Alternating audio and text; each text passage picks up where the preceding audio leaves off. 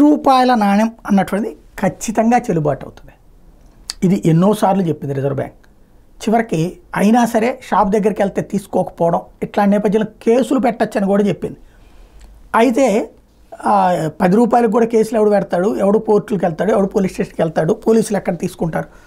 దాంతో ఇక reserve bank ప్రస్తుతం ఏదైతే కొన్ని ప్రతినిధులతో రిటైల్ వ్యాపార సంస్థల ప్రతినిధులతో విజయవాడలో ప్రధాన బ్యాంకర్లు వాళ్ళ కస్టమర్లుగా ఉన్నటువంటి ముఖ్యమైన రిటైల్ సంస్థల ప్రతినిధులతో విస్తృత సమావేశం నిర్వహిస్తోంది.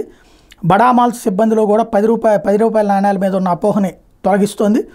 ఎక్కడికక్కడ ఇది బ్యాంకుల చెస్టుల్లో ఈ నాణ్యాలు లక్షల్లో పేరుకుపోయినటువంటి నేపథ్యంలో విజయవాడలో ఒక హెచ్డిఎఫ్సి బ్యాంక్ చెస్ట్లోనే రూ. 10 నాణ్యాలు 12 లక్షలు ఉన్నాయట.